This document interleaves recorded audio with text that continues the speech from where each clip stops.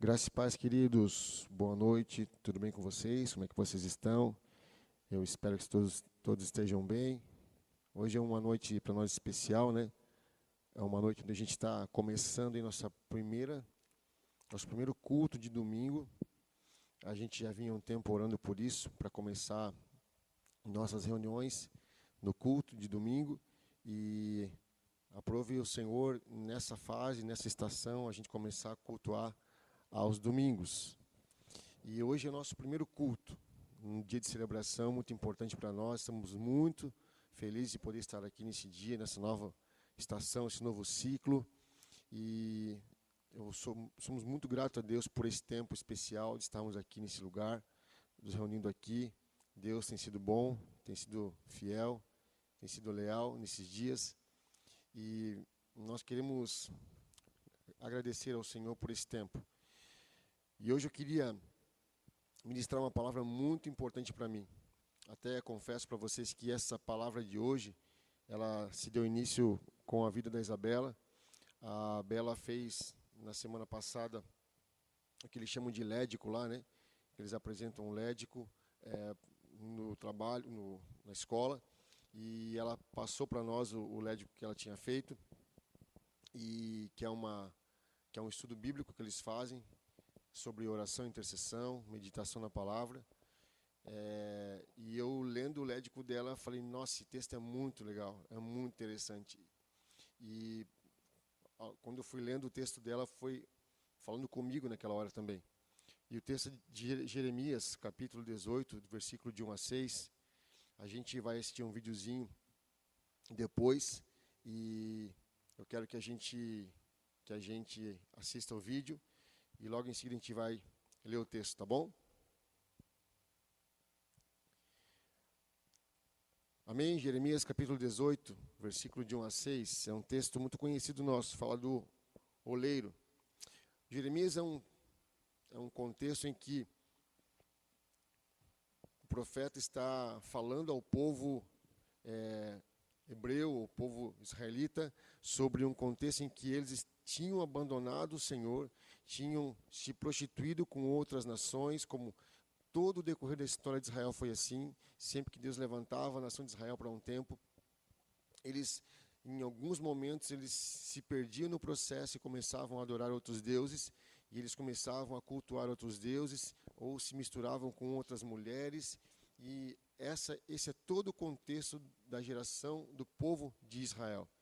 E aí o Senhor está falando com Jeremias a respeito dessa estação e desse tempo, e aonde ele cita para Jeremias o propósito que Deus tinha para Israel. Mesmo o povo se corrompendo, ele mostra que o Senhor não perde o controle. Então ele lê o texto e ele fala para Jeremias essas palavras que estão em Jeremias 18, versículo 1 em diante, que diz assim: a palavra do Senhor que veio a Jeremias: levanta-te e desce à oficina do oleiro.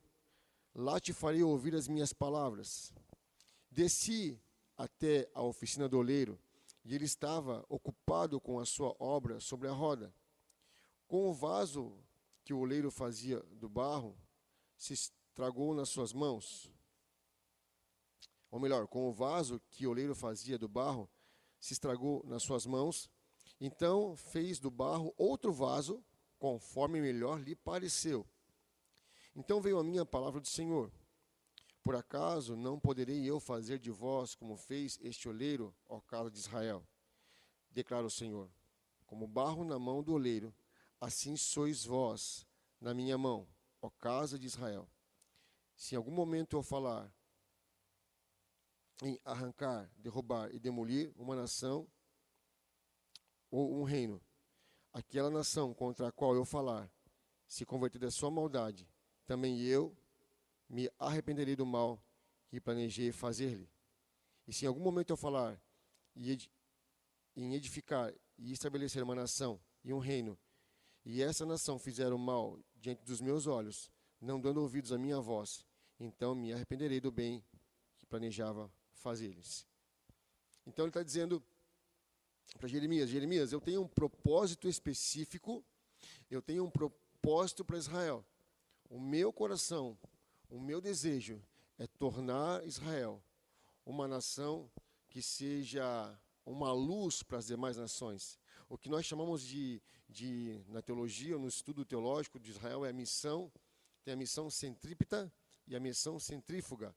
Fala de uma missão que atrai para ela, uma nação que vai atrair outras nações para ela, e depois de atrair para ela essas nações, de elas conhecerem o Deus de Israel, agora ela também leva as nações para outras nações para ministrarem esse amor para outras pessoas. Então, ele está dizendo, acaso eu, Jeremias, não posso, eu tenho um plano para Israel, mas se o povo, ouvindo a minha voz, se corromper, eu posso levantar outra nação, mesmo eles tendo uma palavra, eu posso levantar outra nação, mesmo que a nação que eu levanto, que de certa forma eu tinha amaldiçoado, se aquela nação, ouvindo a minha voz, me obedecer, eu transformo aquela nação em a nação abençoada.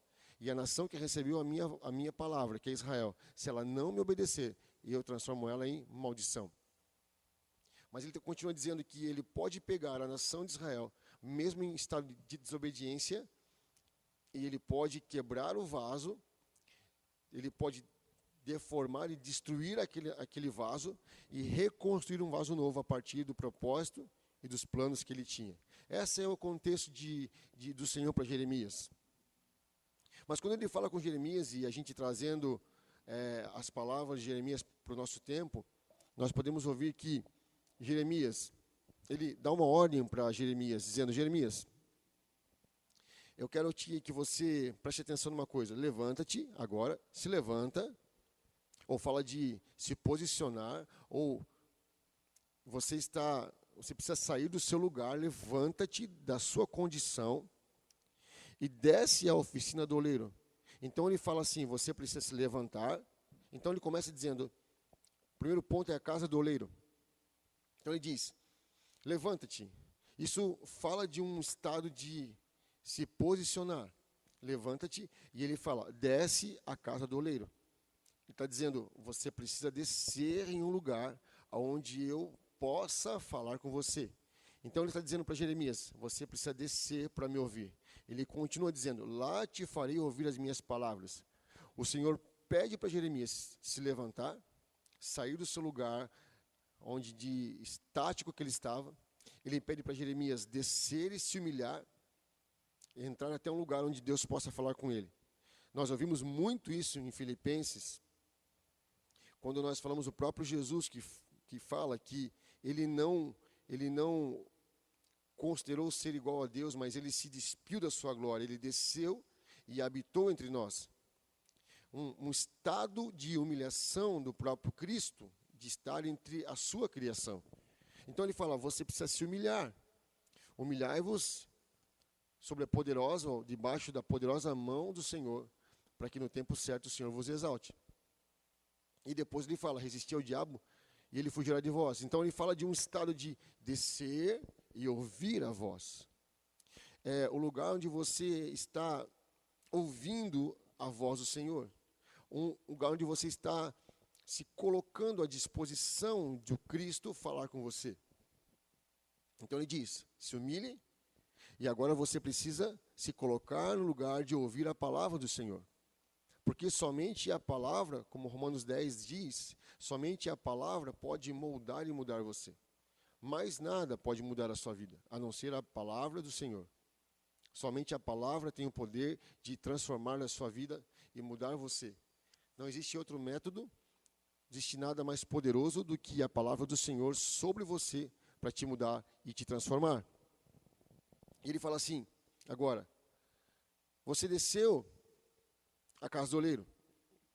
E ele fala assim, desci à oficina do oleiro, e ele estava ocupado com a sua obra sobre a roda. E ele diz, como o vaso que o oleiro fazia do barro se estragou. Então ele está dizendo, existia um vaso sobre aquela roda, e esse vaso se estragou. Eu não sei se você percebeu no vídeo, mas existia ali aquele homem, ele pega aquele pedaço de barro sem forma nenhuma, e ele coloca sobre uma roda, e ele começa a moldar, e você percebe os olhos dele, as mãos moldando aquele vaso. Ele ele pega e ele começa a moldar com suas mãos por dentro. E você percebe que no vídeo o oleiro coloca as mãos por dentro do vaso. E aos poucos ele vai moldando o vaso por dentro e com outra mão ele vai moldando por fora. Muitas vezes na caminhada de fé, muitas coisas que nós vamos viver, muitas coisas que nós vamos experimentar, muitos processos que vamos passar tem a ver com sermos moldados pelo Senhor. O processo da molda do Senhor, Provérbios 27:17 diz que assim como o ferro também afia o ferro, assim é o irmão na vida do outro irmão. Que na questão da igreja, na nossa relação de vida cristã, no dia a dia, as circunstâncias que nós vivemos na igreja, no cotidiano, essas coisas vão nos moldando também. As situações que passamos, as circunstâncias que vivemos, tudo isso nos moldam com o processo que vamos vivendo. É interessante pensar que muitas vezes a forma de Deus nos moldar é no meio de situações difíceis. Você pode experimentar circunstâncias, talvez, que eu estava ouvindo alguns testemunhos, lógico que a gente ouve alguns testemunhos interessantes sobre várias ocasiões, mas ouvindo agora, recentemente, eu estive lá no Rio Grande do Sul, em Canoas, e ouvindo um testemunho de outros pastores que estiveram em outras cidades, em outros locais, em outros contextos, e não só no Rio Grande do Sul, mas em diversos contextos, talvez de morte de um parente, talvez de uma enfermidade. E você percebe que a forma como Deus usa, a forma como Deus molda, é debaixo de situações em que talvez nós nunca iríamos nos quebrantar. Mas o Senhor usa uma situação para que aquilo nos permita sermos moldados. Molda. A gente começa a se tornar mais maleável para sermos moldados debaixo de uma circunstância difícil. Quantas vezes vimos pessoas que dizem, que perdem um filho, que perdem uma filha, ou talvez que está no hospital internado e dizem, se meu filho sair daqui, eu vou. Ou seja, uma situação que talvez a pessoa nunca fosse ser moldada nesse lugar.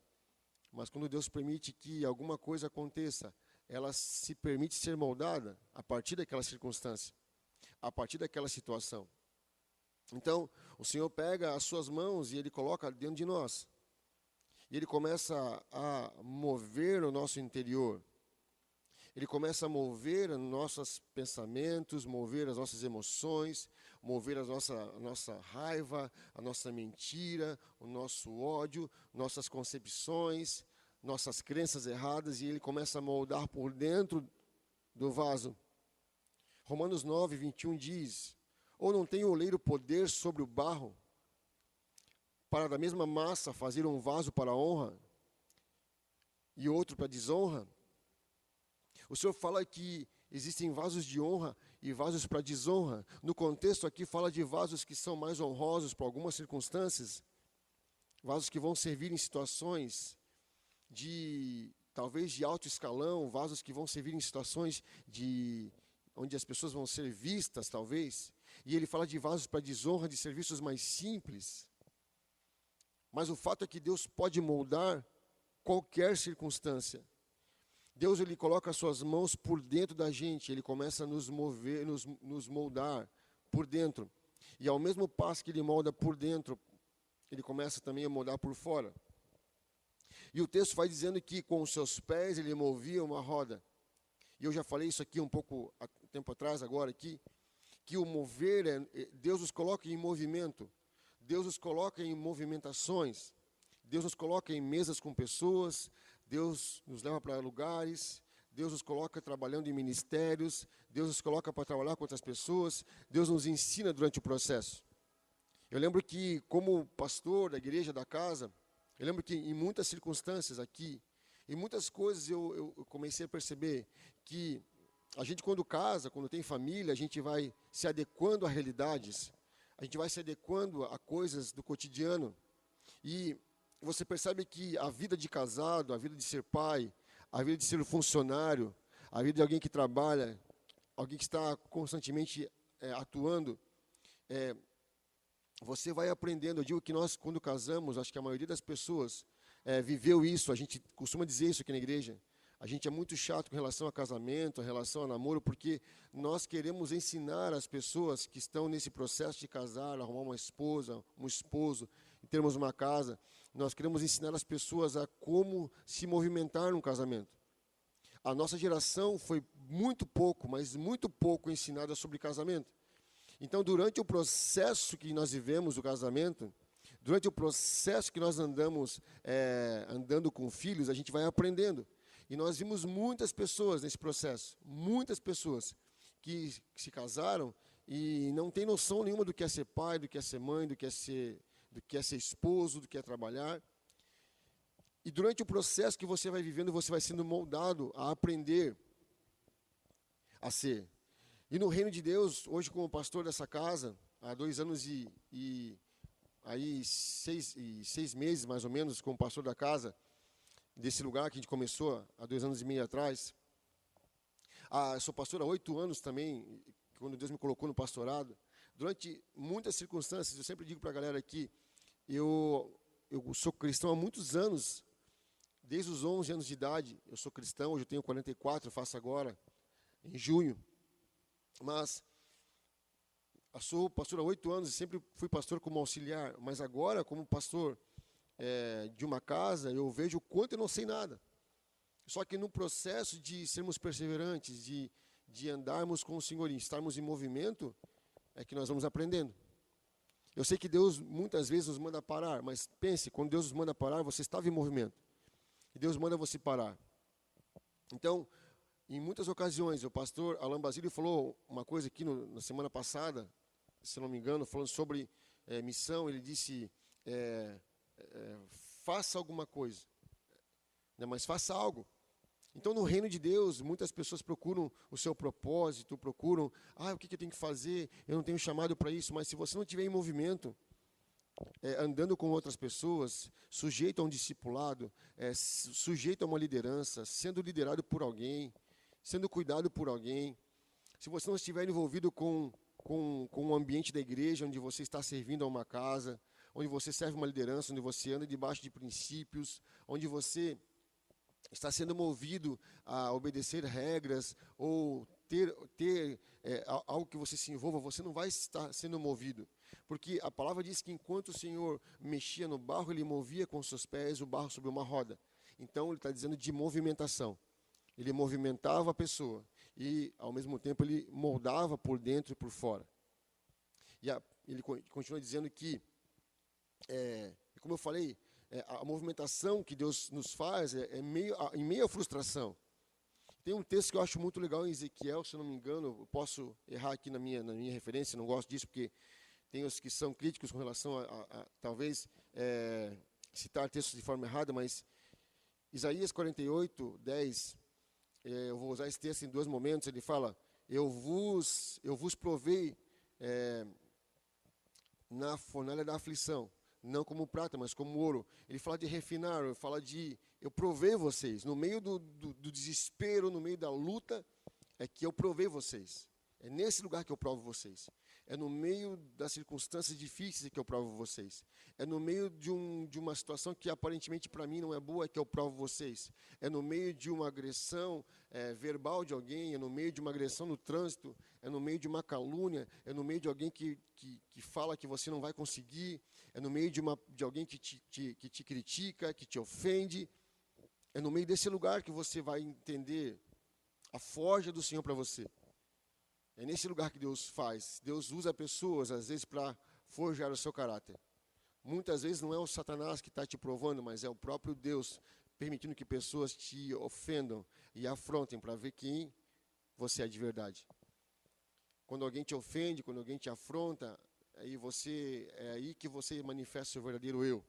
Então Deus te coloca em movimentações para que Ele possa te provar nesses lugares. O texto continua dizendo que com os seus olhos Ele olha para o barro para perceber quando o barro está sem defeito. Você vê no vídeo Ele olhando para aquele barro e você percebe que durante algum momento, enquanto Ele rodava o barro, você percebe o barro tendo uma deformidade, você percebe que ele não está girando da forma correta. Ele está com ainda com um balanço no vaso. E ele vai olhando, olhando, olhando, até que, em certo ponto, ele percebe que o vaso está perfeito, que o vaso está alinhado, ao ponto para receber uma tampa, ao ponto para poder ser bem encaixado com seus olhos. Então, oleiro com suas mãos, com seus pés e com seus olhos, ele vai dando forma. Esse vaso que nós falamos que somos nós, o vaso de barro sou eu e você. Esse texto fala de um texto que eu uso muito para falar sobre adoração, 2 Coríntios capítulo 12, 7. Esse texto eu falo muito sobre ele nas ministrações sobre adoração. Ele fala: vós não sabeis, ou ele diz, Paulo usa dois textos para referenciar isso. Ele usa essa mesma metáfora do barro, ele usa em duas circunstâncias. Ele usa primeiro essa: temos, porém, este tesouro em vasos de barro, para que a excelência do poder seja de Deus e não de nós. E ele fala que agora, ele também diz: acaso não sabeis que vocês têm um tesouro em vasos de barro? Paulo está dizendo: vocês são um barro, ou um vaso feito de barro em que o oleiro moldou vocês. E ele fala assim: vocês são pessoas frágeis, mas que o Senhor decidiu formar para receber a glória e a honra. E que essa glória e essa honra que vocês vão receber nesse vaso frágil possa refletir a glória dele. E ele usa nessas características de moldar, ele usa a terra, ele usa o barro, o pó e a matéria física, diz, de uma coisa que é seca, que não pode ser moldada. Ele fala de um pó seco que não pode ser moldado, um pó que ao soprar logo se dissipa. Ele pega um pó que a qualquer vento que passa ele vai embora, ele se dissipa, ele se perde. Sobre qualquer circunstância esse pó ele vai embora.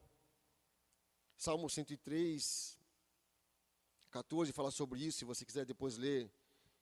Ele fala, Gênesis 2, 7 fala: ele formou o homem do pó da terra. Salmo 103, 14 diz: pois ele conhece a nossa estrutura e sabe que somos pó. Fala de algo frágil que é levado pelo vento. E ele fala que essa coisa sem forma. Eu li essa semana uma palavra interessante que falava falava sobre o texto de o vinho novo, né, em odre velho. O odre era uma peça de couro enrijecida, e quando aquela coisa está enrijecida, ela não pode ser moldada. Algo que está rígido, que está seco, ele não consegue receber a molda necessária. E algo que está rígido e seco não pode receber dentro dele um vinho novo, porque o vinho novo, ao fermentar, ele vai rachar o couro velho. E por isso é preciso que a estrutura seja moldada ou moldável, que é o couro moldável, para que o vinho possa entrar ali dentro. E o vinho que começa a se expandir e mudar, possa dar forma para aquele odre, e ele possa receber esse vinho novo. Então, o Senhor fala de terra. Nós somos terra seca e um pó. Mas ele começa dizendo, em Efésios capítulo 5, 26, vai falar sobre a água, mas agora ele pega esse pó, ele junta, e ele faz o quê? Ele começa a moldar e ele começa a jogar água. Fala da água da vida. Se você beber dessa água, você nunca mais terá sede. E ele começa a jogar água para dar liga para aquele pó. Ele vai molhando o barro que está seco, ele vai juntando aquele barro, aquele pó, vai dando forma, vai jogando água, vai moldando, e aos poucos aquela água vai quebrando, vai amolecendo o barro, e ele vai conseguindo dar forma para aquela pessoa. E depois que ele dá forma, que ele jogou água, que ele foi rodando a pessoa, ele vai com suas mãos moldando, com seus pés ele vai rodando a roda,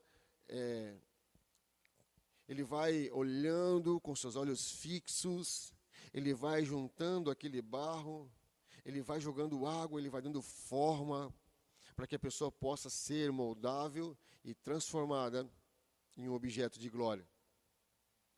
E não mais ou menos importante, no final da terra, da água e do fogo, aliás, da terra e da água, agora que o vaso está pronto, agora que o vaso está moldável, agora que o vaso está forjado, ele está com a sua forma original, o que acontece?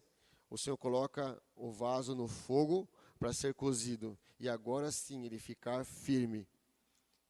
Agora ele está firme, ele está pronto para receber dentro dele aquilo que é necessário para que aquele vaso não se corrompa ou se quebre, porque agora ele pode se tornar firme, não rígido, não como algo que não pode receber nada, porque aquele vaso foi moldado de um jeito ou de uma forma com o espaço necessário para receber a porção necessária da glória e do poder de Deus sobre ele. Agora ele está pronto para suportar altas temperaturas, ele começa a ser forjado pelo fogo. E eu falei que usar o texto de Isaías 48:10 novamente, ele fala: eu não refinei vocês como prata, mas como ouro. E eu refinei vocês não como prata, mas como ouro. Na fornalha da aflição, eu moldei vocês. Eu moldei vocês. Timóteo, lá em 2 Timóteo 2:20, para ir para o encerramento, diz assim: ora, numa grande casa não há somente vasos de ouro ou de prata, mas também o de pau e de barro, uns para honra, outros para desonra. E ele fala, numa casa, numa igreja, existem várias pessoas sendo movimentadas, cada uma de um jeito diferente, cada uma de um jeito em que Deus está moldando para um tempo necessário. Eu queria que você entendesse, como o texto diz, nós temos um tesouro em vaso de barro. Deus, ele deseja nos dar forma. Deus, ele deseja nos formar e nos forjar para um tempo necessário, para uma circunstância necessária. E o interessante é que Deus faz tudo isso com a gente, como vaso. Ele nos dá forma. E como Paulo cita, tudo isso com o desejo de habitar dentro de nós, com o propósito de entrar dentro de nós e habitar dentro de nós. Ele fala, vocês não sabem que vocês têm um tesouro num vaso de barro frágil. Deus habita dentro de pessoas frágeis. Deus habita dentro de pessoas que são frágeis, mas que foram moldadas para que Ele possa entrar na casa. Muitas pessoas estão querendo falar de Deus, e Ele fala, gente, quando você pode entrar na casa do Senhor. O texto de Jeremias diz que ele podia ter entrado na casa do Senhor. Ele podia ter chego na casa do oleiro. Ele podia ter começado o processo bem. Ele podia ter ouvido, ele se levantado da circunstância que ele estava. Ele podia ter entrado na casa do oleiro. Mas ainda assim, ao descer e ao entrar na casa, quando olhasse para o oleiro e quando visse o oleiro moldando ou tendo que moldar um vaso, depois dizer assim, não, eu não quero ser moldado. O que pode acontecer é nós entrarmos nesse ambiente, nessa casa, nessa igreja, entrarmos aqui, até viemos o culto, até entramos aqui. Mas, na verdade, nós não estamos dispostos de verdade a receber o tratamento e a mão do Senhor sobre nós, ou dentro de nós. E esse é o desafio que nós temos. Não só virmos até a casa do Senhor, não só entrarmos nesse lugar, mas também nos colocarmos à disposição para o Senhor nos moldar, conforme a sua vontade, conforme a sua imagem e semelhança, para que nós possamos refletir a glória do nosso Criador. Somente nos tornando a imagem e semelhança do Senhor, como vasos moldados por Ele, que nós vamos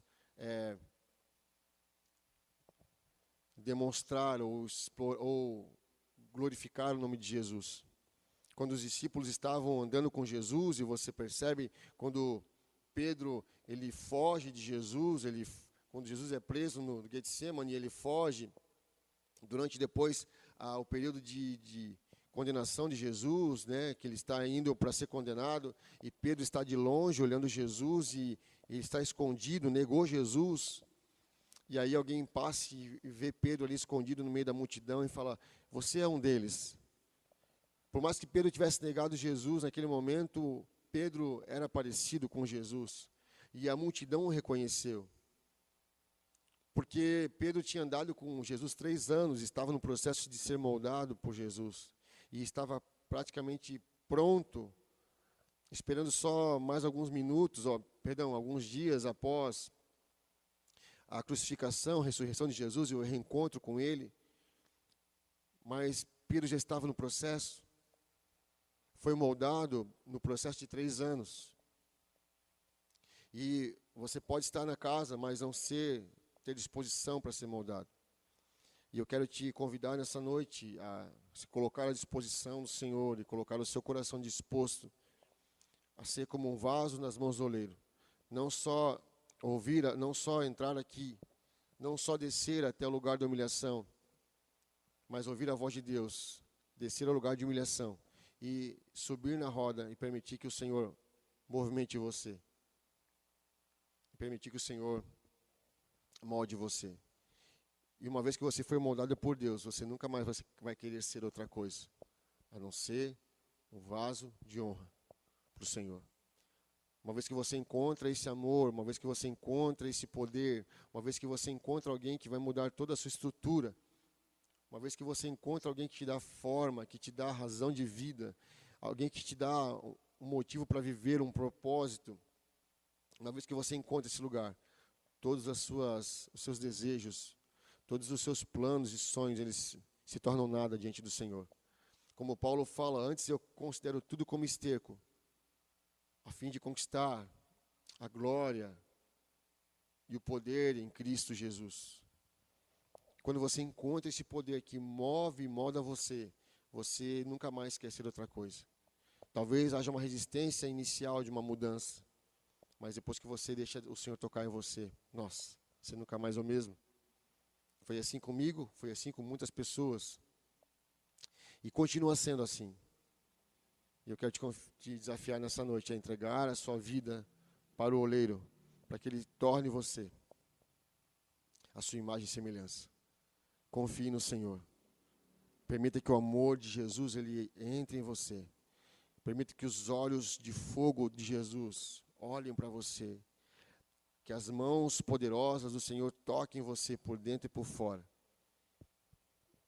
E transformem você naquilo que você ainda nem sabe o que é.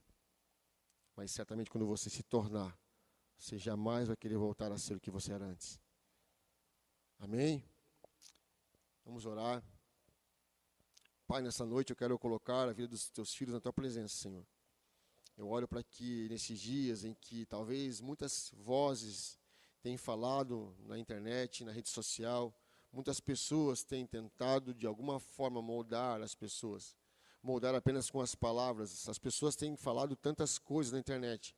Elas têm dito palavras apenas faladas ao vento, mas não são pessoas que, na verdade, têm poder para colocar as mãos em nós, para nos mover ou para tocar em nós, com suas ideologias, com suas palavras talvez difíceis. E eu sei, Deus, que a opressão desses dias, a pressão e a comparação desses dias, tem nos feito passar por dificuldades em saber de fato quem nós somos e qual é a nossa identidade. Porque nós temos sido comparados com tantas coisas, com tanto sucesso momentâneo dessa terra. Muitas pessoas têm sofrido com suas identidades, crianças, jovens, estado de depressão, de medo, de angústia, por comparações, porque não tem permitido que o Senhor toque, ou talvez nunca ouviram falar sobre isso. Mas essa noite, Pai, eu quero colocar a vida dos teus filhos na tua presença. Eu te peço, Pai, que eles possam ser moldados completamente por ti. Que o teu Espírito Santo possa moldá-los e torná-los, ó Pai, homens e mulheres, segundo a tua imagem e semelhança, para que eles se glorifiquem o teu nome nessa terra, Pai. Eu creio nisso, Pai, numa geração que vai ser levantada, uma geração que vai ser moldada e que vai resplandecer a sua glória, Deus, nessa terra, até que o Senhor volte. Muito obrigado por tudo nessa noite, Pai. É a nossa oração, no nome de Jesus Cristo. Amém e amém. Deus te abençoe em nome de Jesus.